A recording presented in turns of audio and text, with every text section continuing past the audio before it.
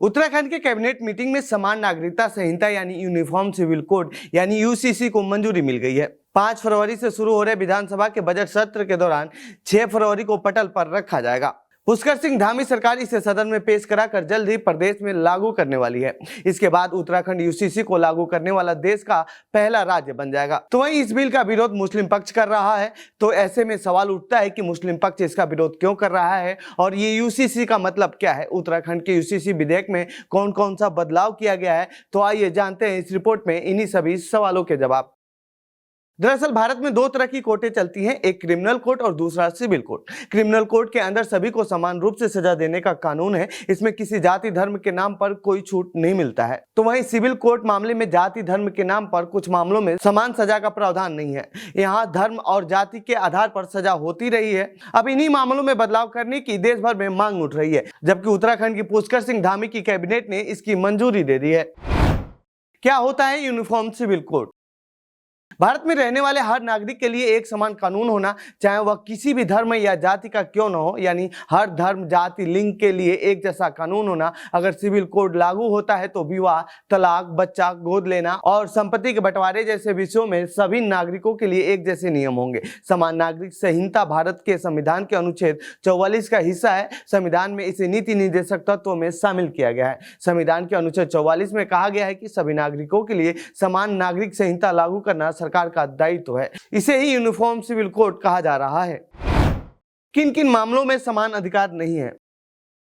अब आप सोच रहे होंगे, कानून में सबको समान अधिकार की बात कही गई है, लेकिन अलग अलग सजा क्यों है? यूनिफॉर्म सिविल कोड में जिन कानूनों में बदलाव करने की बात की जा रही है वो ज्यादातर शादी, तलाक, बच्चों में बंटवारे का नियम, बच्चों के गोद लेने जैसे कानून शामिल है। ऐसे स्थितियों में हमारे कानून में धार्मिक नियमों के आधार पर सजा का प्रावधान किया गया है।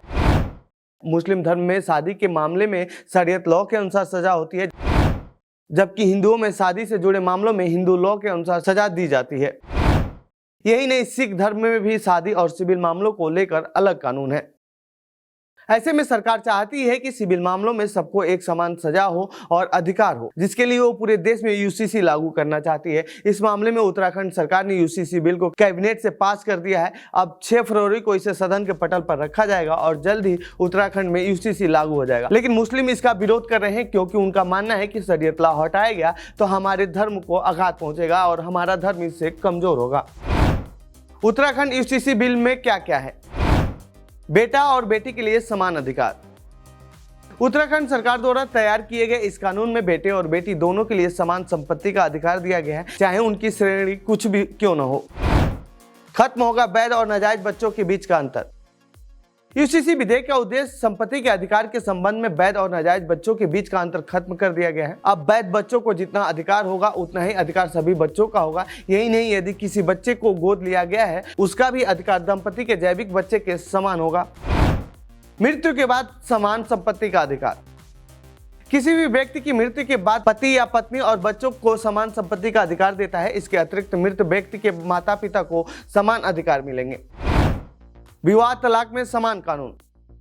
समान नागरिक संहिता विधेयक में राज्य के निवासियों के लिए समान कानून संरचना की पेशकश की गई है। विधेयक राज्य के सभी नागरिकों के लिए विवाह, तलाक, भूमि, संपत्ति और विरासत कानूनों में स्थिरता सुनिश्चित करता है, चाहे उनका धर्म कुछ भी क्यों न हो। तो ये थी यूसीसी से जुड़ी हमारी रिपोर्ट। आपको कैसी लगी ये रिपोर्ट कमेंट बॉक्स में बताएं। साथ ही इस पूरे मामले पर आप क्या कहना चाहते हैं कमेंट बॉक्स में लिखें। बाकी देश दुनिया की खबरों के लिए बने रहिए जनसत्ता के साथ। धन्यवाद।